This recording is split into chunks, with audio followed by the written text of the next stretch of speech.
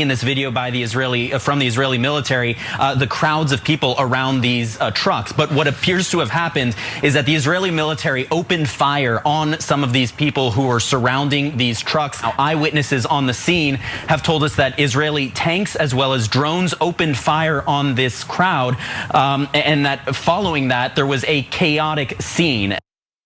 In yet another appalling war crime that will, of course, receive cover by the United States government, Israeli forces fired on a crowd of Palestinian civilians who were crowding a humanitarian aid truck, desperately seeking food in northern Gaza. Now, it's important to keep in mind that we are talking about northern Gaza, which has effectively been cut off from any humanitarian aid. We're talking about people who did not evacuate to the south. Humanitarian aid organizations have had a lot of difficulty reaching them. And since they swarmed the humanitarian aid truck, the IDF took it as an opportunity to fire at them, killing hundreds of people.